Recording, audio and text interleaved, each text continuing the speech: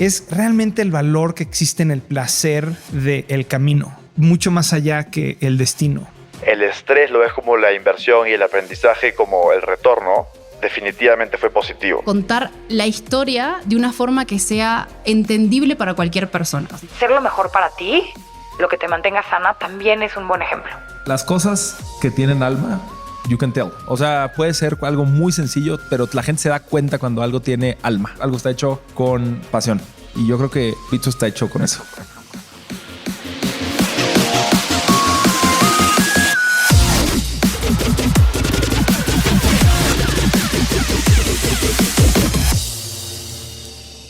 Hola, hola, hola. Soy tu host, Robbie J. Fry. Y este es otro episodio of The Fry Show.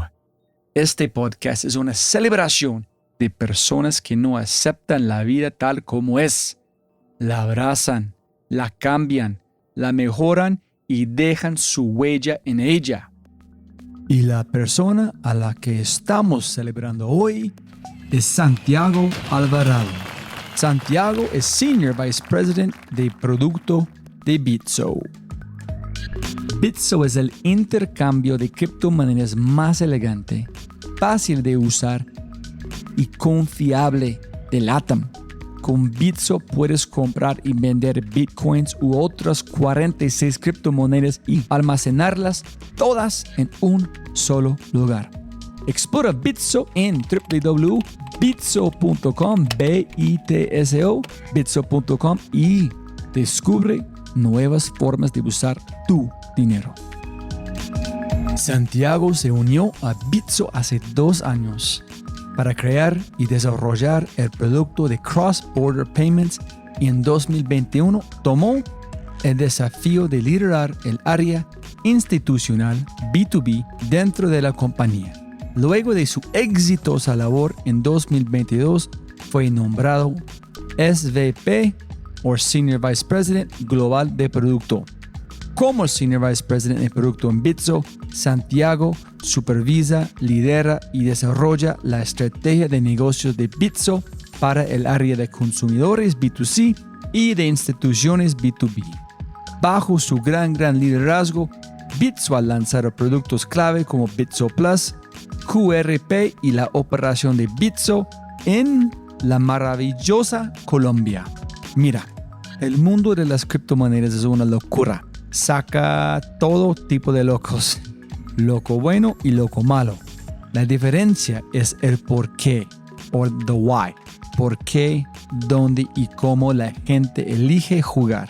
Bitso tiene un porqué tan fuerte que es capaz de atraer a personas brillantes como Santiago que ven y sufren las mismas ineficiencias y saben que Bitso es una parte muy importante de la respuesta.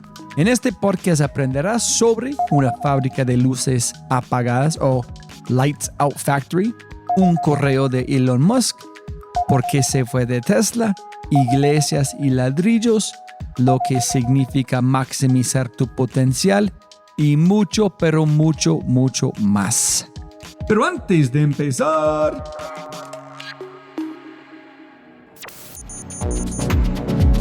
no olvides visitar thefryshow.com para los links al newsletter y más. Y por favor, si amas el podcast, comparte el episodio en tus redes sociales. Deja una reseña en Spotify o tu player favorito y cuenta al mundo que The Fry Show es número 1. Y si no es así, castígame con tus comentarios para mejorar.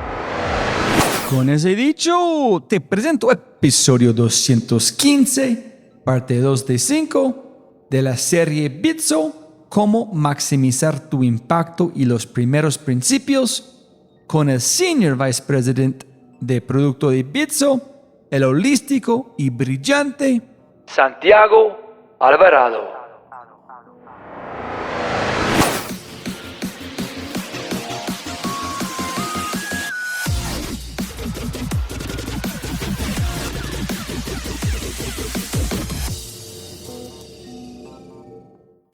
Sonido. Aló. Aló, 1, 2, 3. Listo, Santi. Siempre puede ganar más plata, no más tiempo. Muchas gracias por su tiempo. Y castíguenos muy rápido como su perfil de LinkedIn, tu vida, muy rápido para la gente escuchando, pueden anclar la conversación en un poquito quién eres. Perfecto. Bueno, antes que nada, muchas gracias por viajar a México y tener esta conversación conmigo. Bueno, soy peruano, de Lima, pero no vivo en Lima hace 8 años. Soy ingeniero civil. Yo, de hecho, quería estudiar física, pero mi padre me dijo, no vas a poder lograr nada siendo físico, y bueno, me arrepiento. Y estudié ingeniería civil, que es como la aplicación práctica de la física, si quieres. Luego hice desarrollo de real estate y también desarrollo de infraestructura de todo tipo, desde saneamiento, agua, energía, transporte. Luego me fui a Boston a hacer un MBA en Harvard Business School. Estuve un tiempo en Tesla. Luego me fui a Chile a lanzar un Challenger Bank, un neobanco, un banco digital. Y después de 2 años de hacer eso, me fui a Bitso, que es donde estoy ahora. Y entré a Bitso originalmente para formar una unidad de negocio que no existía, que es la parte institucional o B2B. Luego me moví a la parte retail y ahora lidero productos para Bitso. Pero ¿por qué no estás trabajando en PropTech? O si su papá de ingeniero civil de este mundo, ¿por qué no estás trabajando en una empresa de PropTech? ¿Cómo llegaste al mundo financiero? Bueno, o sea, quizás un pequeño como caveat. Cuando trabajé tanto en real estate como en infraestructura, siempre estuve muy relacionado con la parte financiera, ¿no? Como project finance.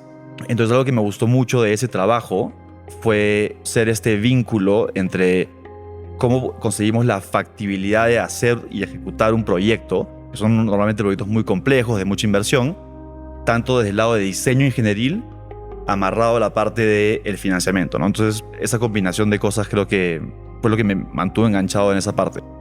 Algo que me di cuenta cuando hice el MBA era que tenía esta pasión por la tecnología, ¿no? Entonces, por ejemplo, para mí Tesla era esta caja mágica de donde salían productos espectaculares, y trabajar en Tesla creo que me abrió un poco la mente a todas esas oportunidades e ineficiencias que había, porque Tesla es un lugar donde se piensa mucho en primeros principios. Y comencé a pensar como dónde están esos lugares de muchísima ineficiencia, y en particular hacia Latinoamérica, porque yo tengo una parcialización al mercado latinoamericano y el mundo financiero definitivamente es un lugar muy ineficiente, con muchas cosas por mejorar. Y eso fue lo que me llamó la atención, te diría, como la ineficiencia del sistema. Menos del 50% de los adultos bancarizados y la mayoría de los bancarizados no tienen acceso a buenos servicios financieros, y sentía que ahí había mucho valor por generar, por hacer algo que realmente sea para las personas, les sea útil, que apalanque la tecnología para escala. Entonces, esa fue la razón por la que terminé en FinTech. Pero ¿cuál es tu rol principal en Bitso? ¿Es qué? Llevar producto. Entonces, a productos reportan 5 funciones. Son Data Science, Design, Product Management, Product Marketing y Estrategia. Esas son las 5 funciones que reportan a producto. ¿Por qué escuchaste a tu papá? ¿Por qué no dijiste, papá, qué pena, hermano, pero voy en este camino? Pues, o sea, creo que honestamente falta de madurez, te diría. Posiblemente haya sido falta de madurez en ese momento específico, pero es una buena pregunta, honestamente. No sé por qué no fui más asertivo e intencional con esa decisión. Tienes razón, yo creo que en retrospectiva puede haber sido un error, ¿no? ¿Quién sabe? O sea, ¿quién sabe cuál es el efecto mariposa de las cosas, ¿no? Y bueno, quizás dando un paso atrás un poco de dónde viene esta motivación, o sea, ¿por qué la física? ¿No es cierto? Algo que creo que me daba la física es como esta herramienta para entender cómo funciona el mundo, ¿no? Entonces, hay cosas que me parecen, digamos, muy extrañas, ¿no? Sobre todo, no sé, si uno piensa en el espacio, la materia, cómo funciona la gravedad, todas estas cosas. Y hay algo que me da paz en que hay una forma matemática de representar estos problemas y poder predecir qué es lo que va a pasar. Y eso es algo que me gusta mucho de la física, y a pesar de que no estudié física, creo que es algo que aplico mucho en mi vida. Entonces, por ejemplo, algo que me gusta de Product Management en particular es que uno puede aplicar mucho el método científico, donde dice, ok, acá hay un problema, tengo una hipótesis de cómo se debería resolver o por qué este problema existe, este es el causa-efecto de las cosas, y luego formulo un experimento y una forma de validar mi hipótesis, ¿no? Que es justamente el método científico. Creo que es algo que traigo de esta pasión que he tenido por las ciencias y la física históricamente. Entonces, te contaba antes que comencemos a hablar que una de las cosas que más valoro que me enseñó mi papá fue a bucear, ¿no? Y eso me activó un nivel de curiosidad que lo tengo hasta el día de hoy. Creo que realmente se activó en ese momento, como que todo este mundo por entender. Yo cuando comenzaba a bucear me sentía como en Magallanes, ¿no es cierto? Cuando iniciaste, ¿es algo que tu papá hace mucho, tu mamá? ¿Cómo metiste en este mundo? Mi papá. Mi papá ¿Es un una persona- fanático? Sí, y él siempre ha sido muy fanático de todas las cosas de mar, en general. Entonces, sea navegar, mi papá ha cruzado el Atlántico navegando. ¿En serio? Sí, sí, sí. Y ese sentido como de aventura es algo que él creo que me inculcó mucho. Y creo que la primera vez que mi papá me comenzó a enseñar a bucear, luego tenía unos 8, 10 años, y fue en la piscina, ¿no? Y me acuerdo perfectamente que me hacía agarrar la escalera y bajar, empujándome hacia abajo la escalera y aguantar la respiración. Esa fue la primera vez. Pero luego, al sur de Lima, hay muchos lugares donde uno puede bucear e inclusive arponear, donde puedes como cazar, hacer pesca submarina. Y eso lo debe haber hecho durante mi adolescencia y fue un proceso muy interesante, ¿no? Porque al principio bajas, no ves ningún solo pez y luego como que vas entendiendo cómo funciona este lugar, las corrientes, las piedras, las cuevas, qué tipo de pez está en qué lugar.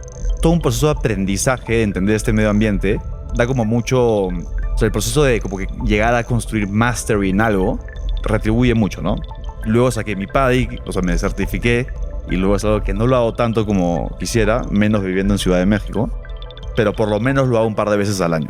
Entonces, tu papá dice, ¿tú vas a ser físico, mejor ingeniero civil o tú decidiste estudiar este? Claro, creo que al final me convenció, como veía la currícula y una parte muy relevante era cursos de ciencias, específicamente física. Y luego, en lugar de meterme mucho a la parte ingenieril, de hecho, terminé más como en la parte de negocios, a pesar de que participaba mucho en el diseño de lo que fuese que quisiéramos lograr, ¿no? Y me di cuenta que me gustaba mucho el proceso de entender un problema y encontrar la solución óptima para el problema. Y estando más, tener esta visión un poco más holística del problema, porque para resolver un problema de infraestructura, por ejemplo, o sea, cómo abastecemos una ciudad de agua, no basta con entender cuál es la forma más eficiente de tirar las tuberías para tener una inversión menor, ¿no? Sino que tienes que tener esa combinación completa, esa visión holística del proyecto, porque tienes que conseguir el financiamiento, por ejemplo. Si no, no pasaría el proyecto. ¿Ese no es más urban planning? Tiene un elemento de urban planning, pero normalmente en esos proyectos, que son como iniciativas públicas privadas, viene mucho más circunscrito el problema, ¿no? El problema es Lima necesita X millones de metros cúbicos al agua potables, ¿no? Y ese es el problema que te dan para resolver. Entonces ahí tienes que decir, ok, voy a desalar agua de mar, mejor me conviene construir una presa. Si lo hago en el mar, pues de ahí tengo que bombear el agua. O sea, hay un montón de elementos para entender cómo descifrar ese problema. Y cuando tú estás estudiando esto, estás imaginando, voy a estudiar negocios, envolverme en ser un ingeniero civil, pero con un MBA para ganar más plata, en más respeto. ¿O cuál fue qué estás imaginando en su mente en ese momento? Mira, o sea, es una buena pregunta. O sea, creo que la combinación de skill sets de, digamos, técnicas ingenieriles con la parte de negocios es una buena combinación de herramientas para resolver problemas en el mundo real, ¿no? En general. Creo que el siguiente paso natural para mí fue hacer un MBA. Por ejemplo, una de las razones por las que decidí no quedarme en Tesla fue porque pensaba, mira, si me quedo en Tesla, voy a volver un experto en supply chain y manufacturing, ¿no? Y si eso es algo que realmente me interesa hacer, sentía, en mi opinión, que a pesar de que me gusta mucho esa parte, es una parte un poco quizás estrecha si quisiera resolver un problema en Latinoamérica más amplio. Entonces, algo que me empujó un poco a moverme de Tesla fue quiero tener como más influencia y una visión más holística del problema en general y cómo lo resuelvo, ¿no? ¿Nunca estás imaginando en Tesla que quiero ir en cómo abrir mercado allá en Tesla, cómo son las carreras de allá, qué necesitan infraestructura, por cuál es la primera ciudad en América Latina que pueden usar Tesla con las cámaras, qué necesitan las cámaras en América Latina? Sí. ¿O nunca pensaste que voy a llevar Tesla a conquistar América Latina? Sí. El problema de eso, la parte o sea, sí lo consideré definitivamente, y creo que el problema de eso es que toda la parte más, digamos, cool o entretenida de Tesla, en mi opinión, está en funciones centralizadas en California, donde tienes la mayoría del decision making está ahí. Sin embargo, en los mercados como locales es principalmente una labor más de ventas, te diría. ¿En dónde estás trabajando vos cuando trabajaste en Tesla? Yo en supply chain y logística. Mi rol era un híbrido entre supply chain y finanzas, ¿no? Estaba en un lugar que se llamaba Fremont, que era la primera planta donde se produce el Model 3. Entonces, interesantemente, por ejemplo, uno de mis trabajos era entender, o sea, había toda una iniciativa muy grande que se llamaba el Lights Out Factory, ¿no? Y el tema era, y esto creo que habla mucho de cómo piensa Elon Musk, ¿no? Él decía como, una fábrica no tiene por qué ser más grande que el producto que produce, ¿no? Realmente pensando en first principles. Hablando como físicamente el tamaño de la como es que deben producir lo más cantidad posible por cada square meter o square. Exactamente. Ok. Exactamente. Es maximizar el throughput para el CAPEX dado y el espacio ocupado. ¿Tienes un problema en el mundo de logística que la gente tiene como warehouses mucho más grandes que están produciendo? Claro, eso definitivamente es un problema y particularmente es un problema en un lugar donde el real estate es muy caro. Entonces, en este proyecto, digamos, esa es la visión final de a dónde debería llegar. Pero parte de mi trabajo era automatizar funciones. Entonces, por ejemplo, la vida útil promedio de un operario de un forklift, de un montacargas, era de 3 meses. Porque llegábamos a optimizar ese trabajo dentro de 3 meses, literalmente con robots. Y mi trabajo era mucho como modelar si era ROI positive, invertir en la robótica para automatizar esos trabajos. Suele ser mucho más ineficiente, no en todos los lugares. Obviamente estos análisis cambian mucho en función a cómo son las estructuras de costos laborales en diferentes lugares. Estamos hablando de California, que es un lugar particularmente caro para eso. Entonces el retorno sobre inversión o el payback de automatizar trabajos era bastante alto. Ahora, la razón por la que no lo hacíamos desde un principio era porque habían unos deadlines muy cortos para incrementar la capacidad de la planta. Entonces, esas eran soluciones, digamos, más de corto plazo que para poder llegar a las metas de producción, mientras en paralelo veíamos cómo íbamos automatizando todos estos, digamos, procesos, trabajos que existían. ¿Qué están buscando ellos? Es que, hasta como bajaron segundos, 2 segundos, minutos para producir más. Sí, efectivamente después creo que fue tal la inversión en CAPEX y digamos las cadenas de distribución y la tecnología quizás no estaba ahí en ese momento para poder hacer realmente el Lights Out Factory, ¿no? El Lights Out Factory es una fábrica donde ni siquiera tienes que tener luces porque no hay humanos dentro, no es necesario. Ahora, desde el punto de vista de precisión, depende del tipo de trabajo, ¿no? Entonces, por ejemplo, en la fabricación de baterías, ¿cierto? En la fabricación de baterías no tenía ningún sentido que participe ningún humano. Era súper obvio que todo, como es tan estandarizable ese proceso, era demasiado obvio que un proceso mecanizado, automatizado con robots iba a ser múltiples veces mejor, porque el trabajo, o sea, construir la batería es un trabajo que se puede automatizar muchísimo. Es decir, es un trabajo replicable, que es muy fácil de replicar. Entonces te pongo otro ejemplo. Es muy difícil automatizar bien hecho un warehouse, porque hay un montón de permutaciones en ese trabajo. Es decir, de dónde llegan los paquetes, a dónde los llevo. Llegan paquetes de diferentes geometrías, cómo los ensamblo. Son trabajos que son mucho más difíciles de automatizar que hacer un producto que es muy estándar. Entonces eso es algo que es súper interesante, ¿no? Porque, o sea, algo que a mí me llama mucho la atención de Tesla, o sea, hay un fenómeno que se llama componentización de las industrias, ¿no es cierto? Y es que cuando una industria ya está muy madura, ya tiene sentido que haya especialización en ciertas partes de la cadena de valor, ¿no es cierto? Y tú puedes, como, si hablemos de los autos de combustión, ahí, digamos, ya es tan madura la industria que tienes un proveedor que hasta te da la manija de la puerta. Sin embargo, cuando haces un vehículo eléctrico, y en el momento que comenzó Tesla, no existía esa industria. Entonces Tesla tenía que estar verticalmente integrado.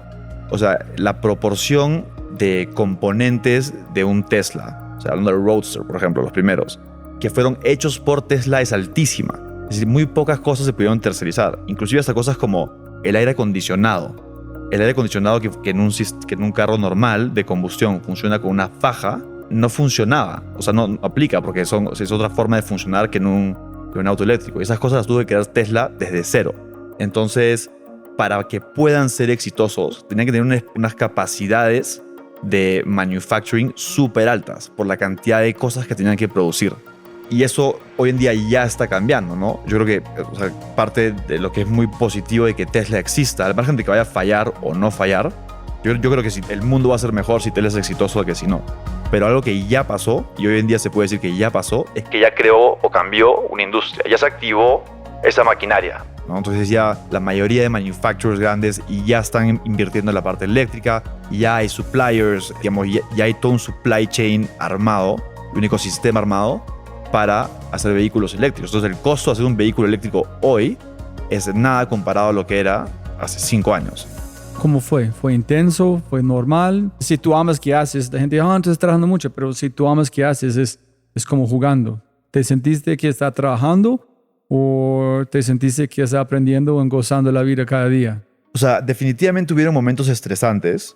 Para mí, a mí se me hizo muy interesante. Entonces, si el estrés lo ves como la inversión y el aprendizaje como el retorno, definitivamente fue positivo, sin duda. Para mí fue una experiencia muy, muy positiva, sobre todo como este elemento de pensar en primeros principios. Y lo aplicaban a todo, no solamente temas ingenieriles. Entonces, por ejemplo, el primer día que llegué a Tesla, me dan mi computadora, me hacen el setup de mi cuenta de email, y el primer mail que llega era un mail de Elon Musk, que no era un mail enviado a mí, era un mail enviado a toda la compañía, y se me hizo muy interesante porque lo que decía en el mail es la forma en la que esta compañía sobrevive es si el tiempo entre que alguien detecta un problema o una oportunidad y actúa sobre ella es el mínimo posible. Para eso tenemos que optimizar.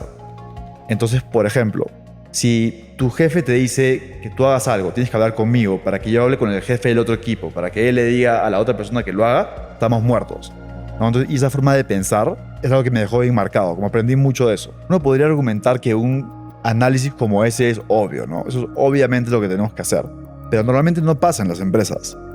O sea, ponte a pensar la última vez que has escuchado a gente pensar así, y sobre todo con esa como complexifiers, ¿no? Gente que complejiza cosas y gente que simplifica cosas.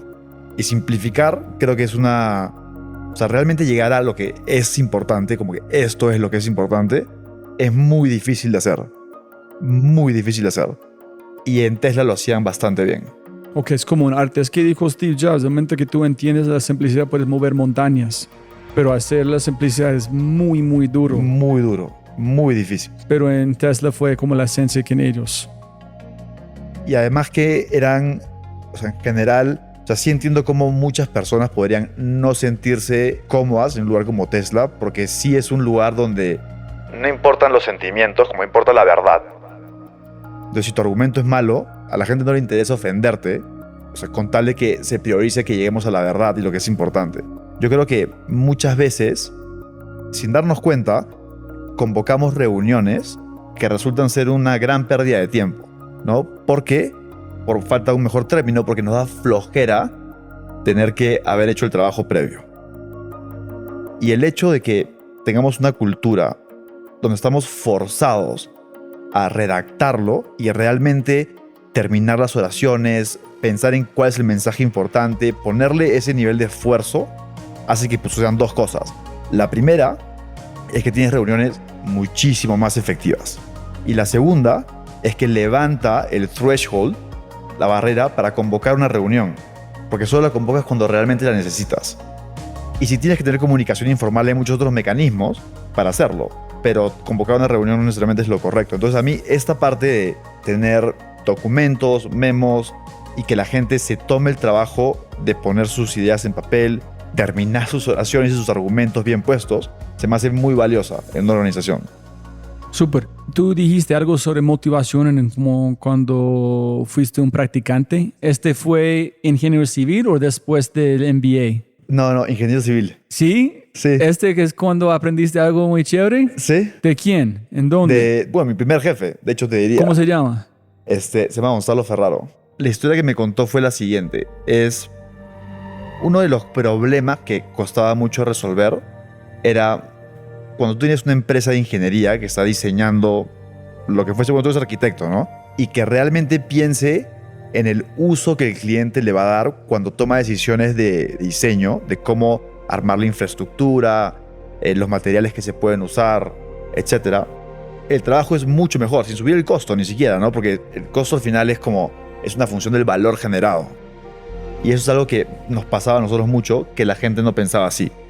Entonces, él me contó una historia que es obviamente una gran simplificación de esto, y es una, no sé, supongo que será una fábula, donde hay una persona caminando por la calle y se cruza con una persona que está poniendo ladrillos, ¿no? Está armando un muro, y le pregunta, ¿qué estás haciendo? Y la persona le responde, bueno, ¿qué crees que estoy haciendo? Estoy poniendo un ladrillo sobre el otro.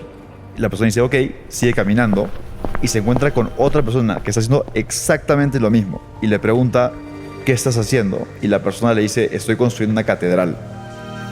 Y esa historia es importante porque creo que habla de dos cosas. La primera es como, ¿qué tan importante es sacarle significado a lo que haces? Y si tú quieres llegar a tener mastery en algo, en lo que fuese, creo que es muy importante que lo puedas relacionar con algo un poco más trascendental, de por qué eso es relevante para ti. Y la segunda, que es una cosa mucho más práctica, es que tu vida es mucho más fácil y más feliz en general, porque mientras estás haciendo algo, digamos, estás motivado por lo que estás logrando. Versus si todos los días para ti es poner un ladrillo encima del otro, debe ser una vida bien triste. Bien triste. Y esa es una diferencia importante. Yo creo que fue JFK que dijo cuando están lanzando un cohete, el chico hasta barrer el piso. ¿Qué haces? No, estoy ayudando a llevar un ser humano a la luna. En cambio en todo. ¿Qué ustedes creen que tiene esta energía en Bitso? ¿Qué están haciendo aquí? Si preguntas a la señora aquí. Buena pregunta, honestamente. Y yo te diría que en gran medida sí. Y yo creo que la mayoría de gente en Bitso se ha tomado el Kool-Aid de lo que podemos lograr. ¿Cuál es el Kool-Aid que ustedes están tomando? ¿Qué creen que van a hacer?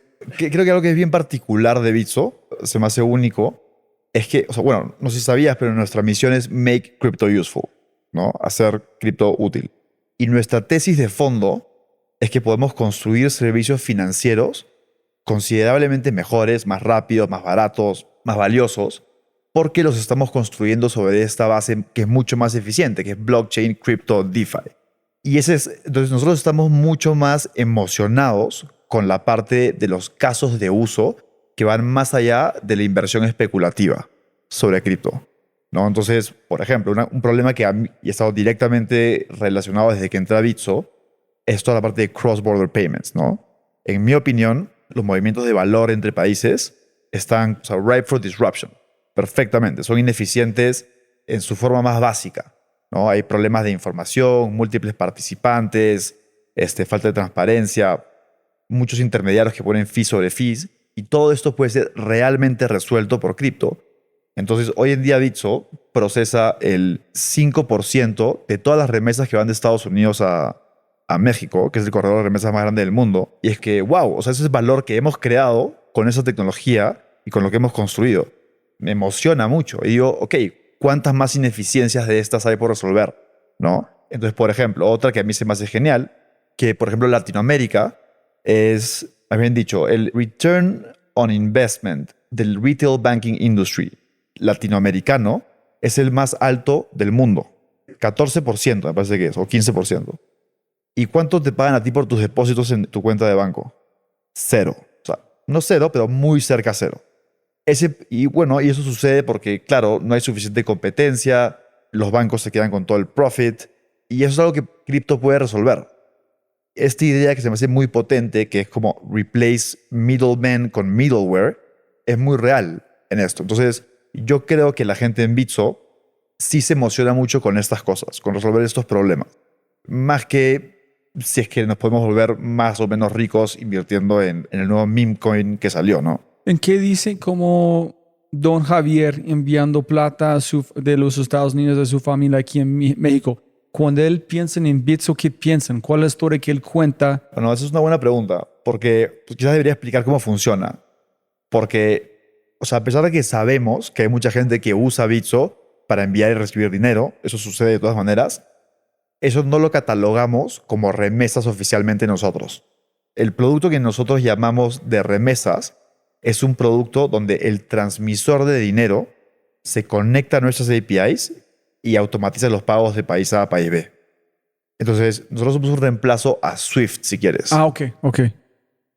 ¿En qué entiende la gente que están usando? ¿Ellos entienden el mundo de cripto en o solamente saben que funciona? ¿Ellos entienden la conversión de pesos mexicanos, cripto, listo, voy a enviar esto, voy a bajar un decimal y ya entiendo? Ni siquiera eso. Es más, el migrante que envía el dinero de vuelta a su país no tiene la más mínima idea que su dinero fue procesado por cripto. Simplemente se procesa. Eso es lo que ahora sucede en tiempo real y de una forma mucho más costo eficiente. ¿Es importante que ellos entiendan o no? Yo creo que no. Yo creo que uno de los problemas grandes a resolver en el mundo de las remesas es que hoy en día se está reduciendo, pero entre 60 y 70% es cash to cash. Es decir, alguien va con efectivo a una tienda física, entrega el dinero y la persona en el país de destino recoge en la moneda de su país también dinero en efectivo, ¿no? En la medida que podamos digitalizar, es decir, bancarizar ambas puntas del envío, se puede hacer esto considerablemente más eficiente. No sé si hablamos de esto, pero te conté la primera vez que yo usé cripto. La primera vez que yo usé cripto no fue para invertir. Fue de frustración con el sistema financiero tradicional. Entonces yo estaba viviendo en Chile, tenía un poco de plata en Chile y la quería mandar a Perú. Y digo que lo voy a hacer por mi banco y la mando y caigo en esto que se llama, bueno, no sé si se llama así, yo le digo así, Swift Limbo, ¿no? Donde si ya vamos a tu plata, nadie te dice cuánto te va a costar, no sé cuándo va a llegar y además que nadie te puede responder dónde está. Y resulta que 7 días después llega la plata a mi cuenta bancaria en Perú y me habían cobrado $150. Y me pareció inaceptable que ese es el caso. Entonces lo que hice fue abrir una cuenta en un exchange de criptomonedas en Chile, otra en Perú, compré Bitcoin en el exchange chileno, mandé los Bitcoins al exchange peruano y los vendí por soles peruanos. Y me tomó 10 minutos, una fracción del costo, y dije, wow, acá hay algo realmente potente, algo que es como 10 veces mejor que cómo funciona el sistema tradicional. ¿Es de verdad cómo metiste en el mundo de cripto? Sí, 100%. So enviaste algo, perdiste $140, eso es estúpido, debe ser una forma más sencilla de hacerlo. Empezaste a platicar con unos amigos de qué hago, qué billetera uso, qué plata. Exacto, exactamente fue así. Ahora, no es que todo sea perfecto, porque para alguien que no entiende de cripto, es como hay un montón de momentos de UX, si quieres, de experiencia de usuario complicados, ¿no es cierto? Ok, ¿cómo funciona una dirección de Bitcoin? ¿No es cierto? Si no sé cómo es esto. Mandas el dinero, va a llegar la plata. O sea, la primera vez que lo haces es un poquito, asusta. Ahora, la base para construir los productos y servicios está ahí, solo que hay que construir como second layer, si quieres, que tenga la experiencia de usuario y las interfaces correctas para que no te pasen estas cosas y haya más, digamos, adopción masiva de la tecnología. Y Santi, cuando tú estás pensando en qué haces en Bitso, estás armando un mundo que no existe, pero existe, están en proceso, esperando para un grupo de personas empezar a usarlo. Es cero tangible en un sentido como tu mundo de ingenio civil, donde construyes, pueden verlo, es algo, es átomos, no es bits. ¿Sí me entiendes? Es muy raro porque la filosofía, la energía, tantos jugadores, la gente vende humo, la gente vende real, tiene gente muy importante como Navarro, otras personas, Nassim Taleb, todo tiene una opinión. En tu mente, ¿qué haces? ¿Qué estás armando? ¿Algo que es real? ¿O estás construyendo el futuro de algo que en un momento de tiempo van a ser real para todos? Un mensaje rápido de Quinto y de regreso al programa. Razón número 11 por qué debes usar Quinto. La gestión del cambio tradicional en las empresas no ha cambiado desde siempre, forever. Por ejemplo, está construida al revés. Comienza desde la perspectiva grupal y trata de llegar al individuo. Tomemos, por ejemplo, algo tan simple como una charla virtual con cientos de personas y pregúntate, ¿cuál es el costo total del salario de todos los que están allí por hora? ¿Cuántas personas están prestando atención? ¿Es la hora de la charla el mejor momento para cada persona allí? Y estos son solo unos cuantos de los muchos problemas con la gestión de cambio tradicional. Por eso construimos Quinto. Elige lo que quieres cambiar y comunicar. Combínalo con el contenido de las personas más inteligentes de LATAM y envíalo a través de WhatsApp 3 veces por semana por 2 meses. sin costos ocultos, sin poner toda la energía en un solo momento, el individuo se convierte en dueño del contenido y lo consume cuando más le conviene. Traemos el contenido para inspirar, te damos las métricas de atención, damos seguimiento al impacto y garantizamos que la mayoría consuma el contenido. Ingresa a quinto.ai para probarlo por una semana o usa nuestro código especial BITSO, BITSO, en checkout para obtener Quinto gratis por un mes y cambie tu vida. Ingresa a quinto.ai para saber más y agendar una cita. KINNTO.ai Quinto. Y para entenderlo, al final de cada podcast hay un mindset de Quinto esperándote. Esa es una pregunta bien profunda, pero muy buena. Entonces, yo te diría que, o sea, recién está comenzando esto, ¿no? Entonces, hay lugares donde el valor generado por esto, por esa tecnología, es evidente, ¿no? Acabamos de hablar del caso de remesas, de cross-border payments, comercio internacional, toda la parte de FX, cambio de divisas y demás. Obvio.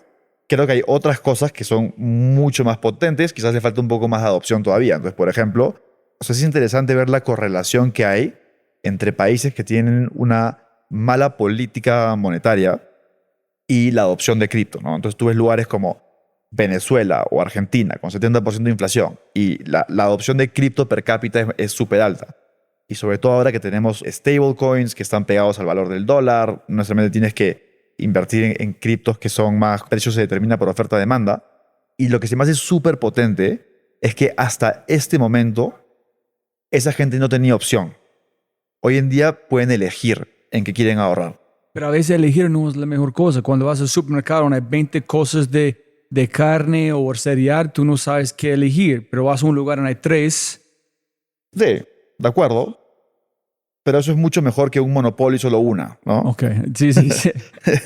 Definitivamente. Entonces, creo, o sea, te lo digo como este caso de uso donde han habido muchas familias que han terminado en una situación muy compleja por la inflación, la devaluación de la moneda, etcétera. Y hoy en día, por lo menos, tienes una herramienta para poder protegerte contra eso, poder ganar intereses, poder invertir de una forma que sea mucho más fácil, sin restricciones realmente de montos. O sea, hoy en día, salvo que tengas una cantidad razonable de dinero, no tienes productos de inversión accesibles para ti. Hay varios problemas que recién estamos comenzando a resolver con esta tecnología, pero te diría que falta mucho camino por recorrer. Y hay cosas que son bastante más futuristas, ¿no? Como ya cuando comienzas a entrar el concepto de monedas nativas de Internet, por ejemplo, que es la primera vez que en verdad tenemos esa posibilidad a la mano, que haya la posibilidad de mover valor en el Internet sin ningún tipo de intermediario, ¿no? Y eso todavía como que, ok, ¿qué significa esto? ¿Cuáles van a ser los primeros casos de uso? Cuando el siguiente Facebook se construya sobre este sistema, ¿qué va a pasar? Entonces, como regresando a tu pregunta de qué siento que yo estoy haciendo, como hay gente, bueno, yo creo que te va a pasar con Daniel, hay gente que es muy buena en ese nivel de abstracción, de entender cómo el futuro se puede ver. Hay otra gente que tiene esa misma capacidad, pero no entiende cómo vamos del momento actual a ese momento, cómo se construye. ¿Sabes cómo es? Es como cuando armas un rompecabezas, ¿no es cierto? Un puzzle. Hay gente que tiene la habilidad de encontrar los bordes, por ejemplo, ¿no es cierto? Entonces, ok, por lo menos le pongo una estructura a esta cosa y después armar el resto es mucho más fácil. Y hay gente que tiene esa habilidad. Yo creo que me parezco más a esa segunda persona, ¿no? De, ok, ¿cuáles son los pasos? ¿Por dónde deberíamos comenzar? Posiblemente estoy completamente equivocado, ignorante, que es probablemente la probabilidad. Pero es pensando con su analogía de rompecabezas. Arrancas con los bordes, pero la persona armándolo define la imagen que quieren ver. En mientras están emergiendo, Dani tiene que entender, esa es la foto que vamos a construir. En que yo entiendo, tú tienes que escuchar a él y ser listo. Decir, este pedacito de este tamaño, porque si no, no vamos a tener la imagen que necesitamos. Por esto, qué pena, bueno, this long segue, pero solamente está visualmente imaginando que la complejidad de este mundo. Pero creo que sí, o sea, creo que tienes razón, creo que sí funciona así, ¿no? Creo que, o sea, hay una parte que quizás es muy emocionante, que es que tomas un rol protagónico en construir el futuro que quieres ver. Entonces, también tienes, digamos, voz y voto en cómo ese futuro se podría ver, ¿no? Que es algo que quizás es como bien interesante, porque como dices tú, el espectro de posibles outcomes a esto es enorme. Y creo que también, por otro lado, esa dinámica de industria que describes hace que sea bien difícil manejar el negocio con disciplina, porque hay 1000 shiny objects todo el tiempo. Entonces la pregunta es, ok, ¿cómo mantengo el curso? Que es algo que no es fácil en un lugar como Bitso. Creo que hemos mejorado muchísimo, pero sucede lo que dices, porque si no eres disciplinado en cuáles son las apuestas importantes que tengo que tomar, Terminas haciendo 1000 cosas, pero ninguna bien. versus hacer menos cosas, las que tú crees que son realmente importantes, y ser world class en esa. ¿En dónde estás trabajando antes de Bitso? Monté un Challenger Bank, un neobanco, que se llama Tempo. ¿En qué hicieron ellos? O sea, la tesis de Tempo era un poco la tesis más tradicional del mundo fintech, donde usando tecnología y data íbamos a poder prestar servicios financieros más eficientes a un segmento de mercado subatendido por el sistema financiero chileno. ¿En cuál fue su rol? CEO, No product. no product. O sea, es interesante. Para mí la parte de product ha sido todo un proceso de aprendizaje donde creo que en muchas cosas he hecho product sin saber que hago product. Entonces, on paper, puesto en papel, podría tener más experiencia de management, negocios y demás. Pero en estas industrias, producto son esas cosas. Y obviamente hay que entender quién es tu cliente, apalancar muchas fuentes de información para saber cómo optimizar. Tienes que entender cuáles son las alternativas, los jobs to be done de los clientes, etcétera, ¿no? Y son cosas que inclusive antes de tener roles como formales de producto, son cosas que ya hacía. ¿En ellos enviaron un headhunter? No, yo los conocía. Cuando tomé la decisión de que quizás no me quería quedar en Tesla, fue que me puse a buscar, ¿no? Y dije, ok, ¿qué industria? ¿En qué lugares? Ok, Latinoamérica, fintech, era un lugar que se me hacía con mucho potencial de crecimiento. Y ya habían indicaciones muy buenas de negocios exitosos, fintech, en otros lugares, en mercados más desarrollados. Entonces me puse a buscar en eso. Muy interesante buscando un out a Tesla. Sí, ¿Cómo escaparte a hacer algo más grande? correcto. Entonces, ¿cómo encontraste la oferta? Tuve mucha suerte. Creo que se alinearon muchas cosas, ¿no? Se alinearon que el grupo financiero al que me refiero tenía muchas ganas de lanzar este negocio, ¿cierto?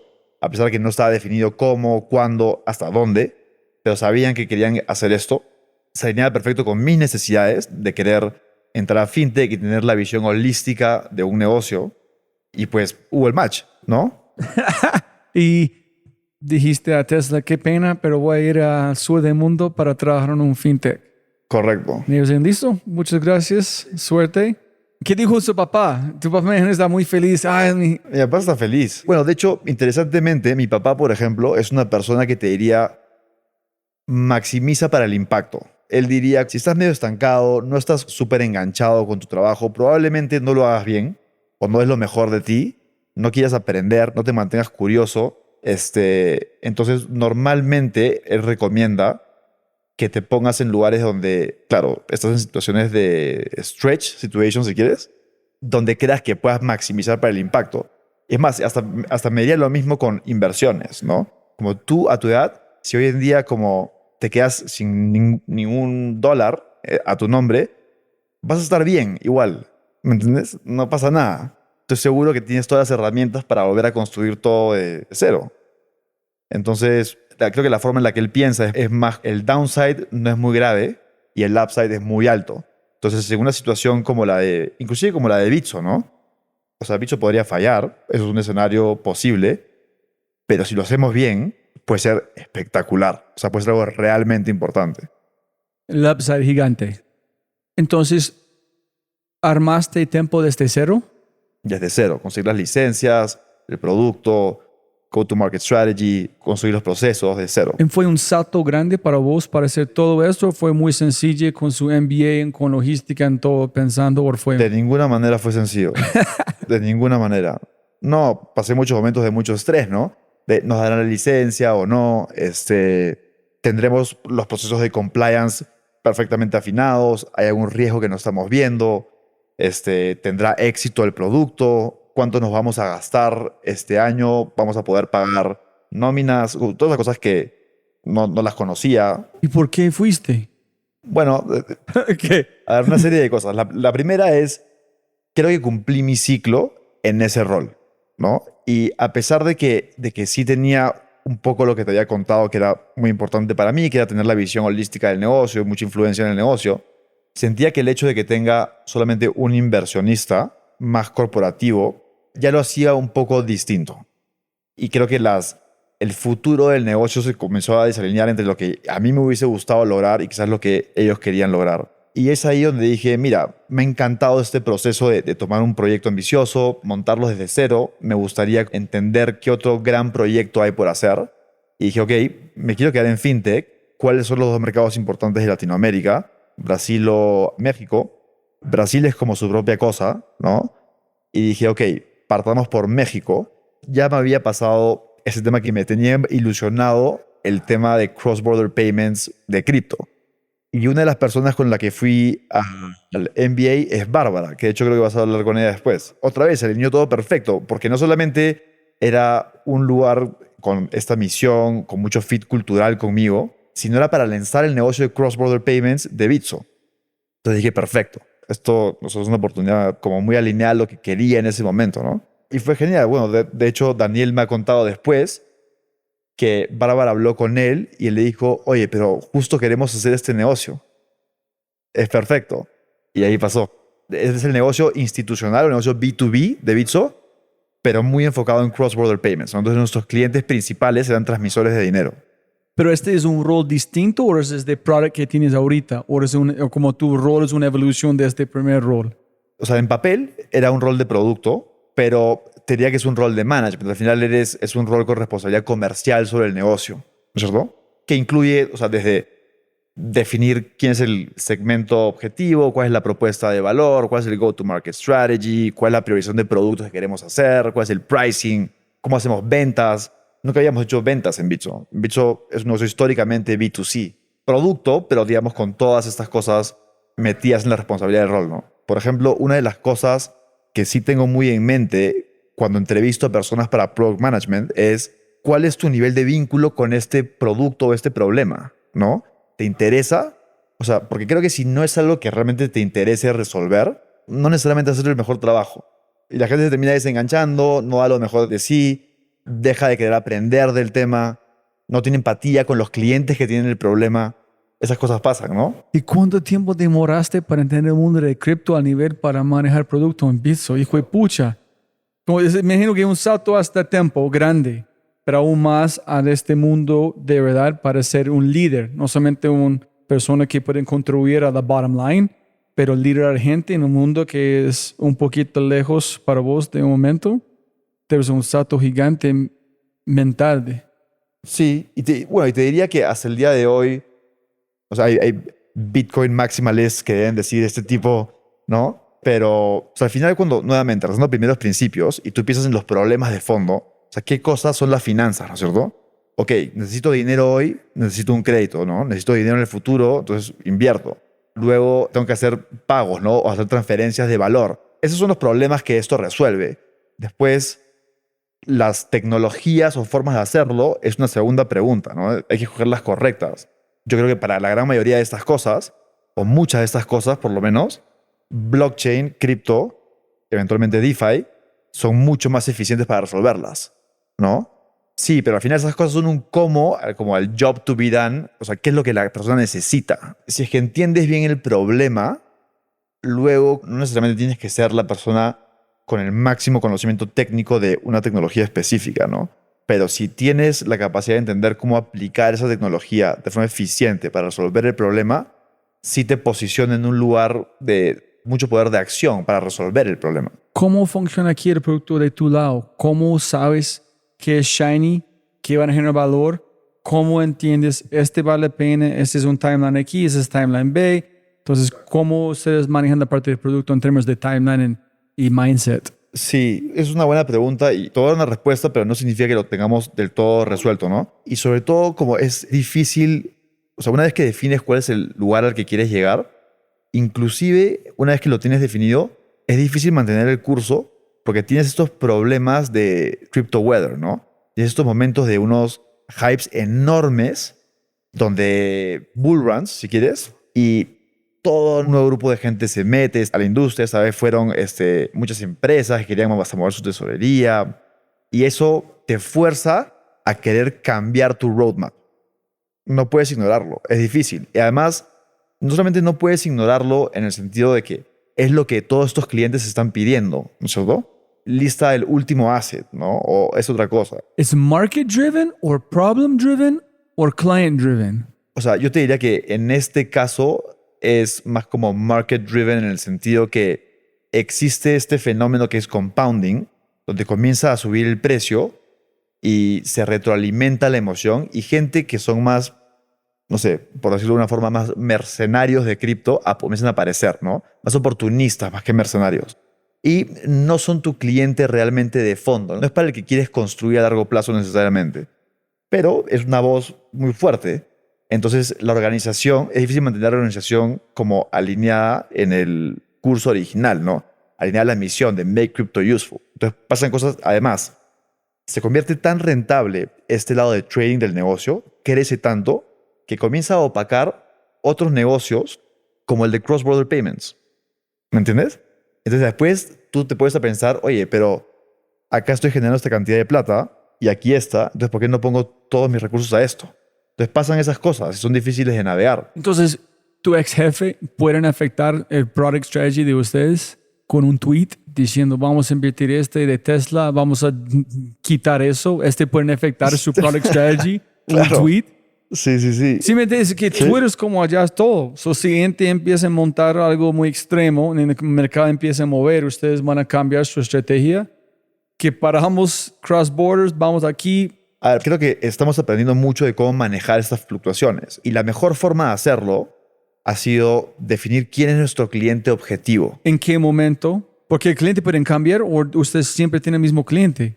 O sea, interesantemente, tenemos un segmento de cliente. Nosotros le tenemos un nombre puesto, que ya no sé si vale la pena que diga cuál es, pero es un cliente con el cual tenemos mucho product market fit, en el sentido que tiene un puntaje de NPS mucho más alto que los demás. Sus assets on platform, es decir, la cantidad de dinero que guarda con nosotros es mucho más alta que todos los demás, es decir, confía en nosotros. Está sobre representado en todos los productos que tenemos, es decir, nos usa mucho, o sea, que es un buen proxy para, digamos, justo product market fit, ¿no? Que le estamos generando valor. Sorprendentemente, es adquirido en su mayoría orgánicamente, que habla mucho de word of mouth, de cómo se va refiriendo. Entonces tenemos ese segmento que lo tenemos bien identificado y que lo queremos cuidar mucho y tratamos de construir para él. Y lo mismo nos pasa en el lado institucional, ¿no? Donde estamos poniendo nuestros bets mucho más claros en ciertos segmentos y tratamos de ser más intencionales en cómo le generamos valor a ese tipo de usuario. Y armamos nuestros roadmaps en gran medida para eso. Entonces creo que la parte fundamental es entender para quién quieres construir y por qué. Qué pena por todas las preguntas aquí, pero es como en Tempo. Tú tienes un cliente, entiendes tu cliente, estás entendiendo el problema, pero que yo entiendo con ustedes, el producto de quién es el cliente, en qué es el problema, es tan volátil igual de mercado de cripto. Como un spike, tu cliente en el problema cambia en segundos, ¿o no? No, lo que dices es correcto, ¿no es cierto? Entonces, la proporción de este segmento de cliente, si quieres como representatividad de nuestra base de usuarios en Bitso, sí cambia, baja, ¿no es cierto? Porque crecen las otras mucho más rápido. Sin embargo, estos clientes son todo y siguen ahí y nos siguen usando. Y nos usan para mover dinero de país A a país B, nos usan para invertir. Nos usan, o sea, nos están pidiendo que les demos una tarjeta. Una de las cosas importantes que nosotros queremos hacer es, por ejemplo, que a todos estos clientes les comiencen a pagar en Bitso. O sea, realmente reemplazar a su banco, que ya no lo tengan que usar. Que se me hace súper emocionante, ¿no?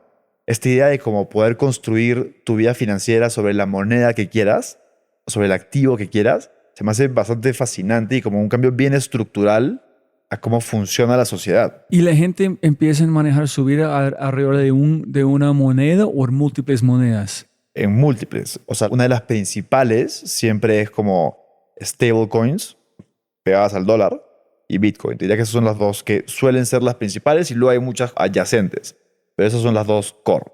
Y sobre todo en momentos como los que acabamos de pasar, siempre hay como una especie de flight to quality, ¿no? Donde la gente que tiene, no sé, el último meme coin, es lo que lo vendo y regresan a Bitcoin y a ETH y a dólares. ¿Te sientes a veces perdido o siempre te sientes que estás muy conectado y tú entiendes qué está pasando? No, o sea, me estoy muy perdido muchas veces. Claro. Es que Sí. el mundo es tan increíble en especial, pero tan complicado con tantos puntos que en tan rápido que está moviendo, pero también crees que es muy avanzado, pero es tan temprano al mismo tiempo. Entonces, como vivir en disonancia cognitiva todo el tiempo. Todo el tiempo. Todo el tiempo. Pero bueno, por un lado es como parte de lo emocionante, ¿no? Entonces, sí, yo creo que si eres una persona que se frustra con la incertidumbre, cripto no es una buena industria para ti. Creo que hay otro perfil que cripto es perfecta para ellos. Porque tienes esas posibilidades enormes, industrias cambiantes, momentos como estresantes y emocionantes a la vez. Entonces, para mucha gente es la industria perfecta. ¿Cuál es un éxito para vos en producto? Mira, tenemos OKRs, ¿no? Y esos OKRs no necesariamente son retornos sobre la inversión. O sea, esos OKRs son métricas objetivas que reflejan si la estrategia que hemos definido es la correcta o no. Si efectivamente estamos avanzando en la dirección correcta sobre nuestra estrategia y la misión. Entonces, en principio, si logramos nuestros OKRs, tenemos que celebrar, ¿no? Ahora, no lo hacemos necesariamente bien. Pero ¿qué es un OKR? ¿Qué felicidad del cliente? ¿Qué la cantidad de transacciones de países diferentes que la gente está enviando? ¿Que aumentamos Perú a Colombia o Colombia a México? ¿O cuáles son? Casi todos los que has comentado están por ahí. Te diría que el principal hoy en día está alrededor de cuál es el valor que le generamos a este segmento de usuario core, que era el que te describí hace un rato. Y la mejor proxy de valor generado que creemos son la cantidad de assets on platform que tenemos esos clientes. Entonces, si estos clientes suben la cantidad de dólares, bitcoins, Ethereum, lo que fuese que tienen con nosotros, mientras más valor, mientras más share of wallet de ese cliente esté en Bitso, mientras nosotros seamos un participante más relevante de su vida financiera, ese es un buen proxy de valor generado y de éxito para nosotros. Entonces, claro, te diría que hay como dos dimensiones a esto, ¿no? Entonces, una de las cosas importantes que a mí me encantaría que pase, de hecho yo lo voy a hacer, por ejemplo, yo quiero que me construir toda mi vida financiera dentro de Bitso. Yo no quiero tener una cuenta de banco. Y me gustaría que para este segmento core lo logremos para una proporción relevante. Entonces, pero para que eso suceda, tenemos que tener un montón de, digamos, crypto-powered financial services. ¿Puedes tomar un crédito con Bitso? Todavía no, pero es algo que tenemos que tener. ¿Qué métodos de pago tienes disponibles? ¿Cómo te pagamos intereses por tus depósitos? ¿Qué tan fácil es enviar dinero alrededor del mundo? ¿Qué tan fácil es exportar mis servicios si soy un freelancer o si tengo un negocio afuera? La pregunta es, ¿para qué segmentos de usuario nosotros podemos realmente ser el proveedor financiero principal para ellos? Y luego, una vez que lo logremos, la pregunta es, okay, ¿qué sigue, no es cierto? Y yo creo que hay que moverse al siguiente segmento de usuario hasta idealmente existe un mundo donde seamos el proveedor, uno de los proveedores financieros más relevantes de Latinoamérica y el mundo. La peor o mejor consejo que has recibido en tu vida. O sea, uno que creo que me ha servido bien hasta ahora es el que te decía más temprano que me dijo mi papá de maximizar para impacto. Ese es chévere. Para su impacto como una persona. Exacto. Esa es una buena forma para optimizar. Porque además cuando lo haces, te aseguras que te mantienes aprendiendo. Creo que eso es algo que es un muy buen consejo. A ver, de malos consejos estoy seguro que hay muchísimos. Estoy tratando de pensar en cuál puede ser valioso decir. Pero quizás pensaría uno que es como para optimizar, para construir su CV. Ese me parece pésimo. O sea, tu resume. Creo que ese te hace tomar muy malas decisiones. Además que te va a hacer infeliz. ¿Gente lo hacen eso? Sí. Sí he escuchado trabajando en un gente lugar para poner un nombre allá, pero... Exacto. Creo que esa es una muy mala forma de operar. Y vas a perder el tiempo, honestamente. Listo. Si puedes recomendar 3 libros. Puede ser cualquier libro. No tiene que ser de negocios o nada. Mira, un libro que a mí me gustó muchísimo y que además está relacionado con este tema de cripto en gran medida porque habla mucho del dinero es Sapiens. Hay mucha gente que critica la falta de sustento científico del libro, ¿no? Pero creo que tiene unas ideas que son muy potentes que aplican. Mira, el otro que estoy leyendo ahora que me está gustando es el de Obama, Promised Land. Se me hace muy interesante como ponerte en los zapatos del tipo de decisiones que alguien como Obama tiene que tomar. O sea, como que cuáles son los criterios que yo usaría para definir qué hago con el Medio Oriente, ¿no? O sea, son decisiones muy complejas y se me hace muy interesante entender por lo menos lo que en el libro dice, que es su proceso de pensamiento para esas decisiones. Sí, diría que esos 2 libros los recomendaría, aunque no lo he terminado aún. Y hay otro que, de hecho, hablando de buceo, que me fascinó y ese me lo regaló mi padrino de muy chico porque sabía que me gustaba el mar, es Historias reales de ataques de tiburones. De hecho, hay una historia que es genial de 2 personas que se estrellan en una avioneta en el mar de Cortés y es fascinante. Pero ¿por qué es que pasa una historia? O sea, se caen en el medio del mar de Cortés, aquí en México, y se quedan, creo que son 48 horas, 2 noches completas, flotando en el mar, con todo pasando. O sea, bueno, no voy a malograr la historia si alguien lo quiere leer, pero o sea, varias veces he buceado con tiburones y es algo que es más impresionante. Es como el tiburón, creo que en su forma actual tiene como 400 millones de años. O sea, no ha cambiado evolutivamente, lo cual indica que se ganó como el jackpot genético muy temprano. Es como dijo, salió perfecto muy rápido y no tuvo que evolucionar más. ¿Me entendés? Entonces se me hace un animal bien interesante. En algo, si te gustan los tiburones, algo interesante que los killer whales están... Hay un grupo de orcas que están matando great whites en un lugar, Sí. ¿has visto? Solamente para comer su... El hígado, ¿no? Sí. Sí, el hígado, exacto. Sí lo había So, leído. un mordisco Sí. para un como Sí, un sí, appetizer. And then... Exacto. Listo. Y si pudieras enviar un mensaje a toda América Latina a través de WhatsApp, ¿qué mensaje enviarías? Creo que América Latina es un lugar espectacular para resolver problemas, ¿no es cierto? Y claro, y mucha gente podría decir, uy, pero qué flojera vivir en un lugar que es incómodo, que hay inseguridad, donde no hay buenos servicios, etc. Pero yo diría que es lo contrario. Que justamente eso es lo que genera todas las oportunidades que tenemos y para los latinoamericanos, creo que de alguna forma sí le tenemos algún tipo de deber a nuestra región, ¿no? Entonces, en la medida que puedan tomar la elección y puedan trabajar para resolver problemas en Latinoamérica, creo que es algo que no se van a arrepentir. ¿Tú crees que vas a moverte a su tierra una vez para construir algo o no? Yo creo que sí. Sí, bueno, el problema que tiene esos países es que son relativamente chicos, ¿no es cierto? Entonces, si quieres construir algo estrictamente para el mercado local, a veces es un problema. Los inversionistas te dicen, comienza por México, ¿no? Que ahí está el mercado grande, después te vas para allá. Entonces, sí puede ser más un reto, pero lo cual no significa en absoluto que los problemas que existen en Perú no son problemas que existen en otros lugares. Entonces, perfectamente se podría resolver, encontrar product market fit, resolver un problema en Perú y luego exportarlo al resto de la región. ¿Olvidamos algo? Yo creo que no, hemos hablado de 1000 temas, ¿no? Sí, gracias. Siempre gana más plata, no más tiempo. Gracias, Santiago, por su tiempo. Igual, muchísimas gracias. Como siempre puedes ganar más plata, pero no más tiempo. Muchas gracias por escuchar. De verdad, muchas gracias.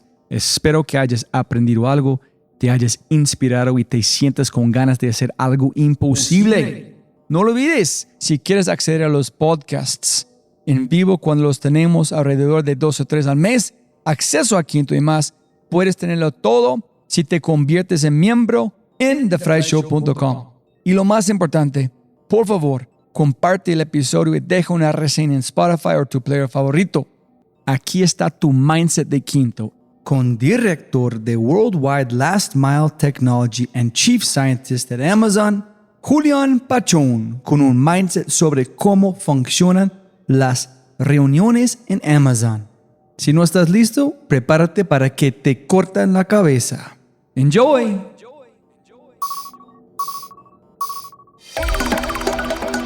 La gente que es contratada por Amazon es muy pila y cuando tú vas a un meeting, ellos te lo hacen ver. En el sentido, las preguntas que te hacen y las conversaciones son unas conversaciones de muy alto nivel. Entonces realmente tú no te puedes aparecer y no sin haber preparado un tópico, porque una de las cosas que realmente me causó mucho la atención cuando vine a Amazon es la forma como hacen meetings. Uno en United, uno presentaba y preparaba su presentación, todo el mundo iba, uno tenía su PowerPoint y uno se ponía al frente y hablaba y convencía a la gente de cualquier cosa. En Amazon no le dan crédito al hablador.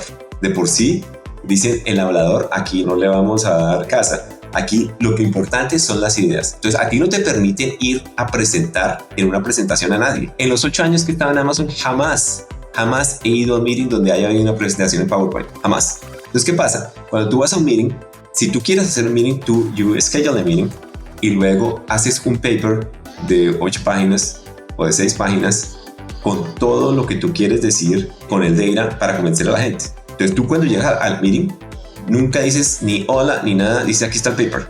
Todo el mundo lee por media hora y la otra media hora la gente te pregunta cosas. Tú no tienes la oportunidad de...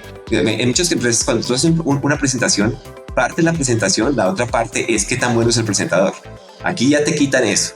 Eso no es un factor para nadie. Solamente las ideas y el papel y qué tan bueno es el papel. Pero entonces lo que tú te das cuenta en estos papeles es que el papel, cuando tú llegas a Amazon, o sea, tú vas a un meeting y pones tu papel y la gente básicamente se va del meeting. Dice, lo que usted que está haciendo. Ni quieren hablarlo porque no está al nivel que ellos esperan, ¿entiendes? Entonces uno comienza a aprender de que, wow, aquí la barra es mucho más alta. Realmente estos papeles tienen que tener las ideas y los números para llegar a convencer a la gente. Si no, te lo destrozan en tu cara. O sea, el nivel es un nivel muy alto. La gente que está muy pila, las preguntas que hacen son muy tangenciales.